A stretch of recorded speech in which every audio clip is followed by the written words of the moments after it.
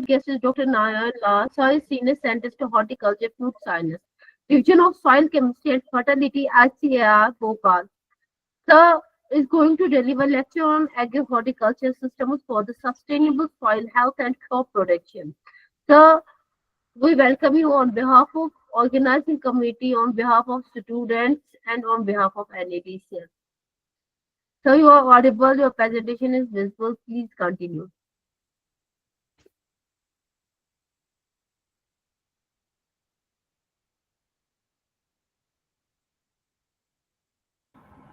Hello, sir, please continue. Yeah. May I start? Yes, sir, please. Okay.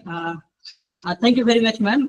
Very good afternoon to all the participants and organizing committee. Let us have a talk on agri-horticultural system and how it is very important for sustainable soil health and crop production. So here we have two important topic, that is soil health and crop production. As we are dealing on horticultural crops, and you might be knowing that horticultural crop is very important and is one of the emerging areas in agriculture. Nowadays, the production of horticultural crops is more than our food grain production. That is, it's around 350 million tons. So we have achieved, we are going to achieve more and more production of horticultural crops, and whenever we're talking about the crop production, we cannot ignore the soil health. As we are working on soil institute, so our soil health is very important to sustain the sustainable yield with quality productions. As we know, our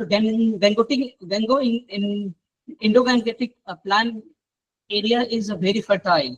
But nowadays, this area is becoming polluted. Means its health is day by day is deteriorating. If you see the Saurashtra region of Gujarat, where Kesar mango is prominently growing, its production is day by day decreasing due to soil health. Its major problem is soil salinity. Similarly, if you look the Maharashtra region, especially in Pune, Nasik, Solapur, where a pomegranate is prominently grown along with grapes. So it is badly affecting with soil salinity. So we can say in one terms, the soil health is deteriorating day by day. And now our land is sinking with the development of many industries like real estate, even road constructions. So our monocropping system should be changed into multiple cropping system. And whenever we deal with perennial crops, especially with horticultural or forestry crop, then this agri-horti system is one of the best options to get more profit from per unit area. Because this perennial nature of the fruit crops is capable to capture more carbon from the atmosphere. So ultimately we can mitigate the climate change, or ultimately we can reduce the temperature which is going to be high day by day. As we are working on different aspect of project, then we came to know that 58% farmers, they prefer only seasonal or annual crops because they think it is giving immediate income to us.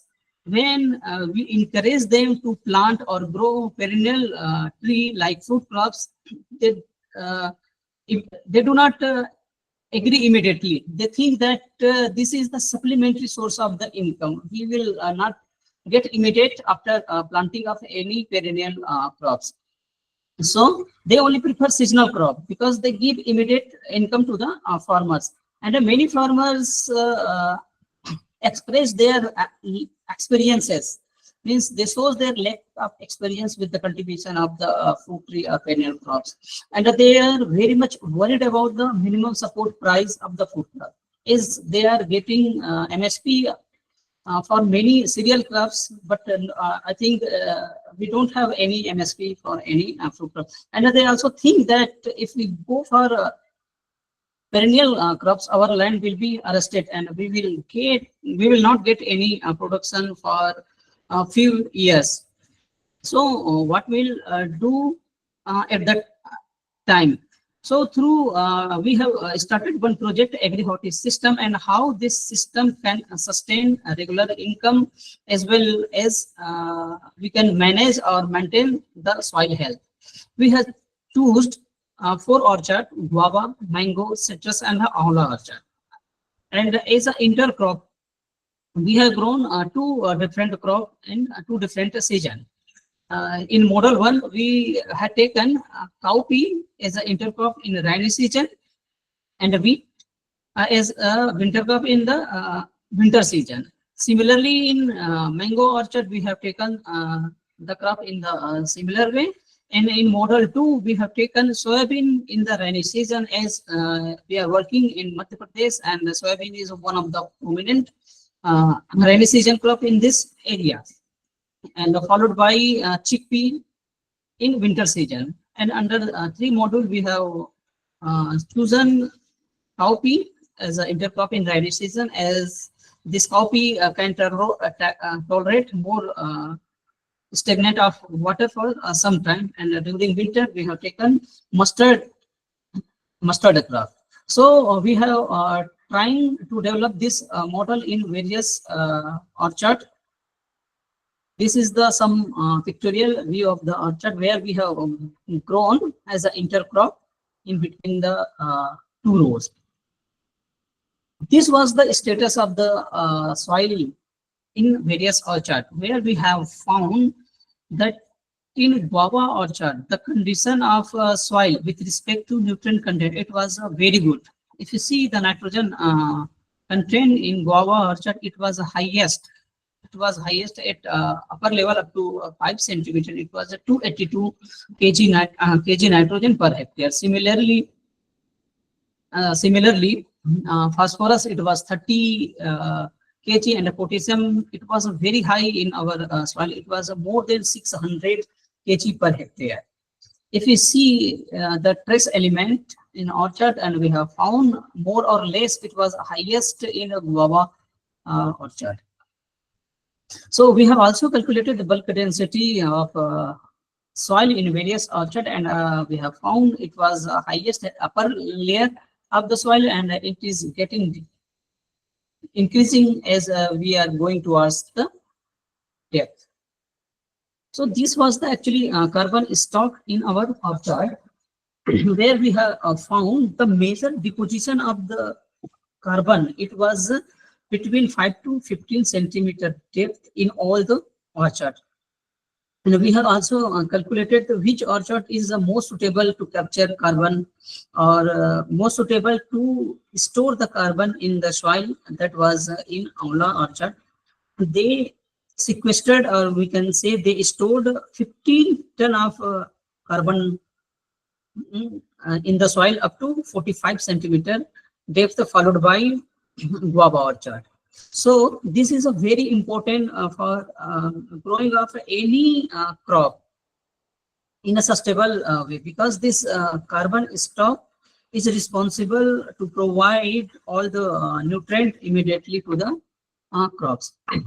Then in various orchard, we have grown intercrop, as we have discussed in earlier slide: wheat and a cowpea, chickpea and soybean, and mustard, cowpea, and a control, where we did not grow any intercrop. Here we have found that pH of soil, it was increasing as we are going to the depth, but EC was decreasing as we are going to the depth. And here we you can see also the content of nitrogen, phosphorus, and potassium.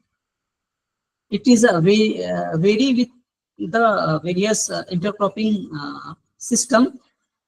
But here important thing is that after a certain depth, after 45 centimeter, means up to 45 to 60 centimeter that in this origin, again the nutrient content, whether it is a nitrogen, potassium or phosphorus, it is again increasing. This is a something different from the earlier report, because as we are going toward the soil, the content of even any nutrient is going to be decreased. Here it is going to be decreased, but up to the 45 centimeter. Then after 45 to 60 centimeter, it is getting increase. Similarly, we can see in guava orchard also, where the nitrogen content was varied from 100 to 175 kg nitrogen per hectare, and the potassium content was very high. Similarly, in Aula and lime orchard, the same trend was obtained. And we have also seen what is the effect of this Agri-Horti system on NPK content in soil. Agri-Horti system means here you can say mango orchard, where we have grown wheat in winter and a coffee in rainy season. And in another model, chickpea was grown during winter and soybean was grown during rainy season. In another model, mustard was during winter and the coffee was during rainy season. So, and we have also seen the nutrient content on controlled system. So here we have found more or less in all the cases, the NPK content was highest in case of a control, where we did not grow any cereals or any intercrops. But which was the best? This, where we have grown chickpea followed by soybean cropping system in any orchard. Any orchard means in a mango orchard, whether it is a guava orchard, where it is a aula, or it is a lime orchard. It is giving best result with respect to primary nutrient in the soil. So whenever we talk about, or whenever we suggest to the farmer which intercrop is best suitable for your orchard, then always we suggest you grow soybean in the rainy season and chickpea during winter season. It will sustain and it will give more profit to the farmers without affecting the health of soil. And we have also noticed the water system on trace element in soil. Here you can see where chickpea and was grown, that is giving the best result as compared to other cropping system. Then as we know the effect of Agri-Horti system, and what is the effect of main crop to intercrop, and what is the effect of intercrop on main crop. So here we can see the effect of intercrop on nutrient content in fruit crops. So where chickpea and soybean was grown as an intercrop, in that particular areas or in that particular system, the nutrient content, whether it is a N, P, K, calcium, magnesium, sulfur, iron, zinc, or and copper, it was the highest in all the orchard. All the orchards means in guava fruit, in aula, lime, and mango, where chickpea and soybean was grown as an intercrop. Here, then what is the effect of Agri-Horti system on nutrient content in fruit of intercrop?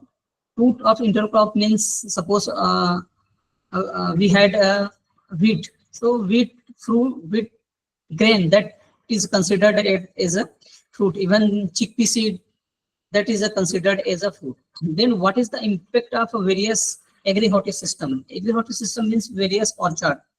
Here we can see the mango and guava. So where in guava based Agri-Horti system, the nutrient content in intercrop was the best. So we always suggest to the farmers, whenever they ask which fruit crop is the most profitable and most suitable with respect to maintain soil health and to see the climate change, then we always suggest to grow guava as a main crop. Here, this is the similar case with respect to trace element. Then we have also noticed what is the effect of different agri system on produce quality. Produce quality means what is the effect of various cropping system on yield of main fruit crop, whether it is a mango, guava, lime, or lemon, and what is quality content. Here we have found the similar case where chickpea and soybean was grown as a winter crop.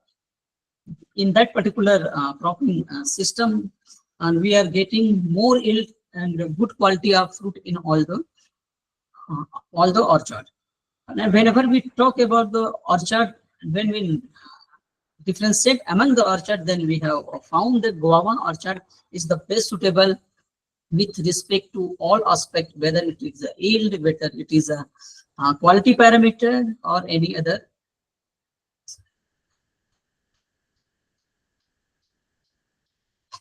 Here we can see the acidity of the fruit. It was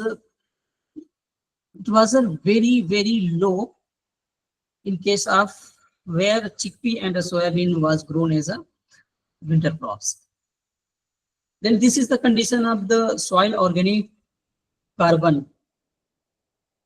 And we have found the maximum soil organic carbon in Aula orchard followed by guava orchard, and it was the highest up to at the upper layer of the soil. And this soil organic carbon is a very important to mineralize the minerals and to it act as a buffer to provide all the nutrient to the plants.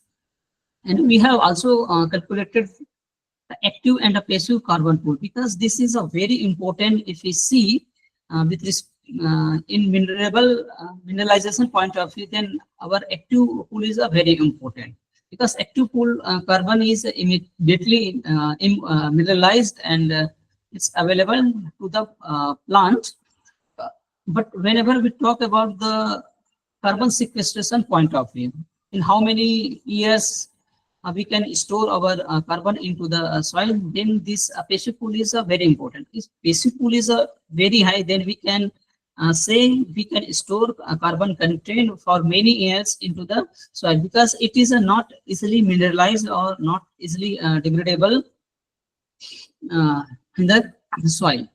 So whenever we talk about the climate change, or we look how we can sequester more carbon dioxide from the atmosphere, then always we should recommend this perennial nature of food crop, where we can sequester more carbon dioxide, or we can forward the passive carbon pool in the soil, so that we can conserve this carbon content for several years in the soil, and we can mitigate the climate change.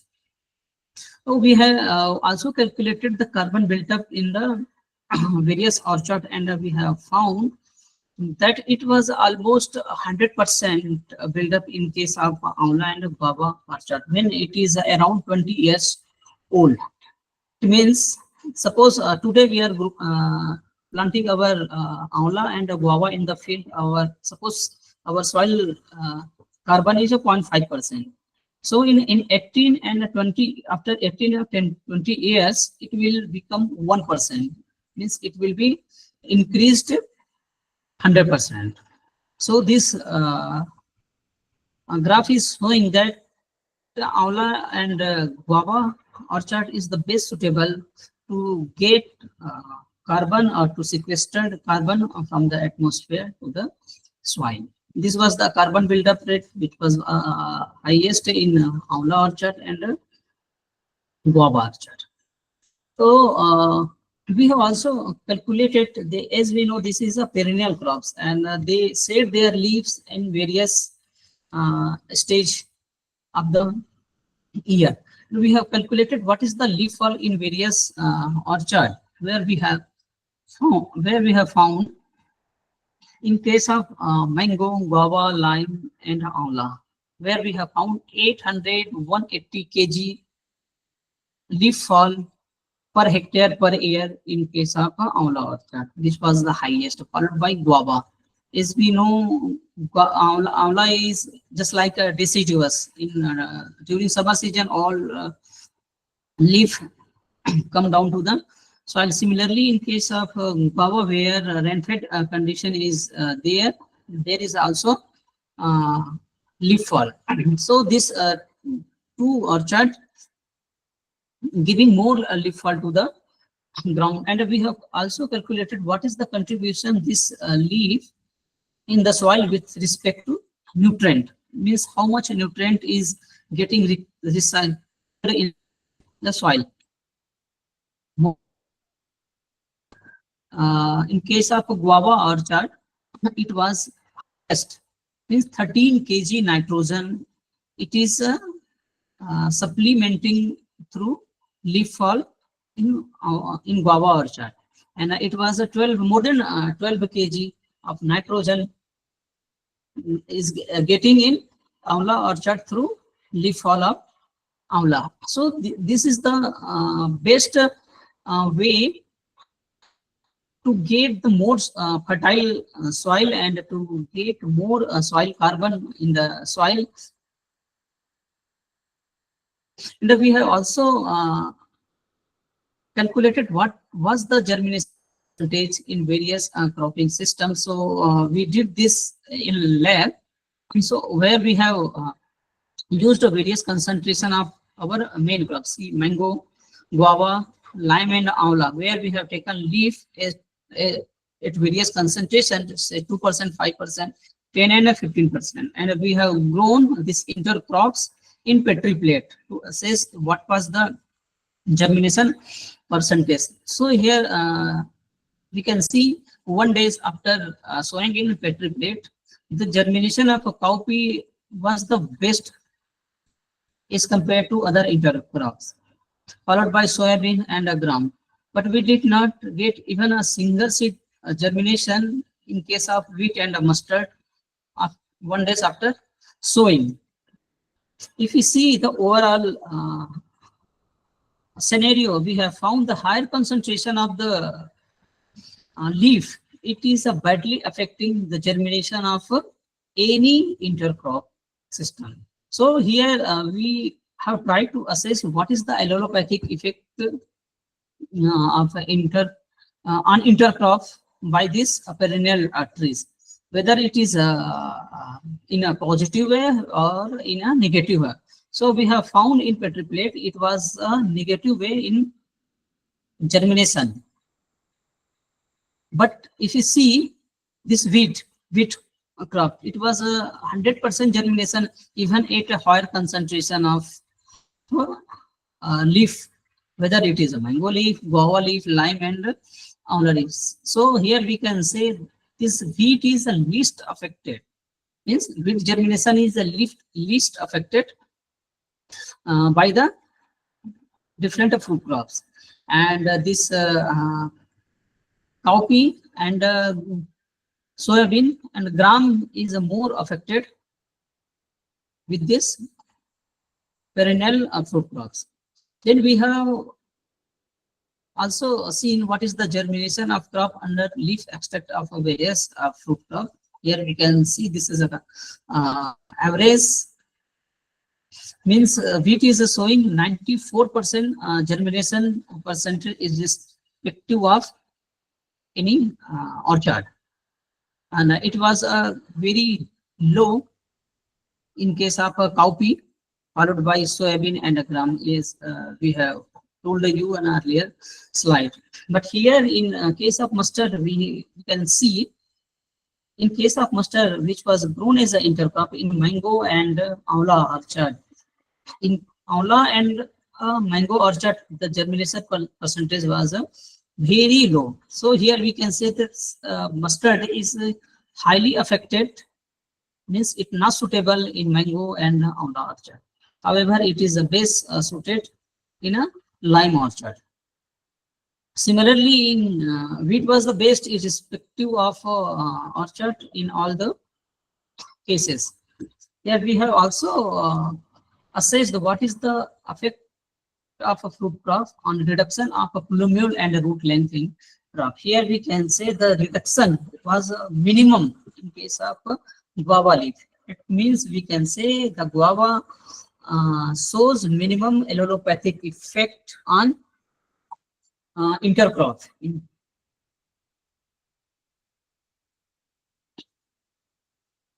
Intercrop means whether it is a wheat, chickpea, soybean, mustard, and a cowpea. And it was the highest affected root length in case of a mango leaf followed by amla leaf. So you can say this is now suitable for germination of the crop. And we have also assessed what is the impact of this agri system on various things. Various things. Means here we have taken wheat, gram, mustard as an intercrop and mango as a sole crop. So we have calculated what was the equivalent fruit equivalent yields. Here we can see where gram was grown as a winter crop. Well, we have found more mango equivalent yield. Similarly, in case of guava, also we have found more equivalent, that is a 93 quintal per hectare guava fruit equivalent yield. Similarly, in case of amla also, where gram was grown as an intercrop, the fruit equivalent yield was highest, and the land equivalent ratio was highest in all the in all the agri horti system. It means all the agri horti system is profitable as compared to sold. Here we can say when we have taken two crops as an inter crop during winter and rainy season, and we have found this chickpea and soybean based cropping system has given the maximum fruit equivalent yield, that was 87 quintal per hectare in case of mango, and in case of guava it was 126 quintal per hectare. In case of amla it was a very high 645 million quintal per hectare, and in case of lime it was a 109 quintal per hectare. So here we can say this intercropping, whether it is a gram and soybean, it was the best with respect to main fruit crop yield, and also it was the highest with respect to land equivalent ratio. So this was the major outcome of this project, and the silent feature was that amla orchard sequestered more and more carbon uh, storage, and they have good source of nutrient in the soil, and they have carbon stock particular at the depth of 5 to 10 centimeter depth. And this amla fruit tree sequestered the highest carbon. This is a fast growing among this fruit four fruit crop, and it has high biomass contribution. That's why they have sequestered more carbon dioxide from the atmosphere into the tree. And cropping system, especially chickpea and soybean based system, is the most profitable to the farmers with respect to yield of main as well as inter cropping yield, and also soil health maintenance. So this is the conclusion that agri system is always profitable, and it will always give more yield as compared to the solo crop. So this agri system is always present LER, land equivalent ratio. This is a more than one. It means it is giving more yield as compared to one monocrop. So this is the all about this agri system. Thank you.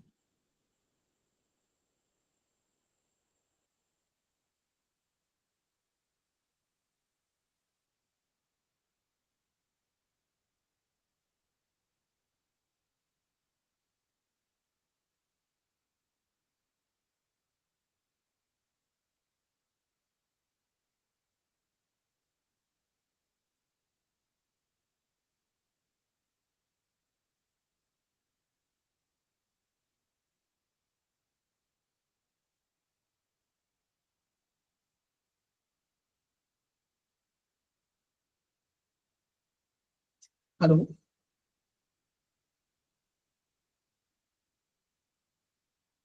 Hello.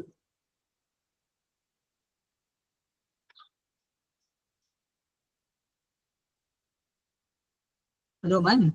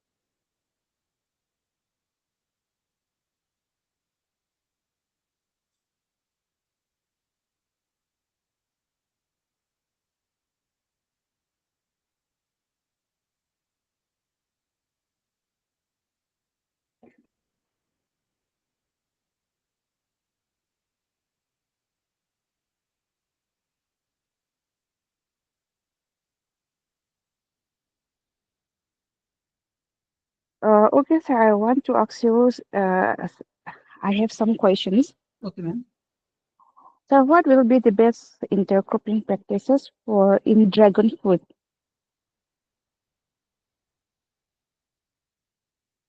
In a dragon fruit. Yes, sir. Actually, ma'am, blindly we can say this will be the best in any orchard unless and until we work on that aspects. So we did not work on agri horti system with respect to dragon fruit, but it is a always when we grow legume crop as a intercropping, it will always beneficial to the farmers as well as it will uh, always profitable with respect to our soil health. Yes, sir. But in orchard, we should not grow any wine crop, no? Wine, lata jaisa crop. We should always avoid those crop. Yes, sir. So, and then, what about the intercropping in areca nut? In areca nut, Yes, sir. actually, areca nut is under multi-story cropping system. No? It is giving best result. And Yes, sir. as I have seen that in areca nut, they trained that beetle vine, no? Beetle vine as Yes, a first layer of cropping. In second layer of cropping, they grow pineapple and followed okay, by turmeric.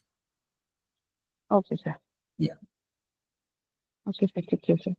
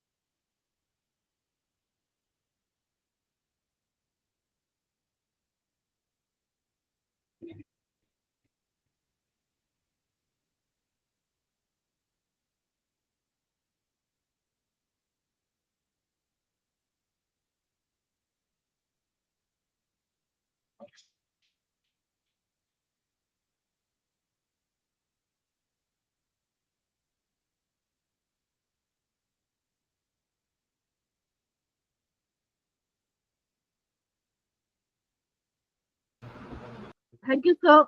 Participants, any questions? I think there are no questions. Thank you, sir. Thank you on behalf of the dignitaries. Thank you on behalf of the participants. Thank you so much. Thank you, ma'am. We will conclude this session here. Yes, ma'am.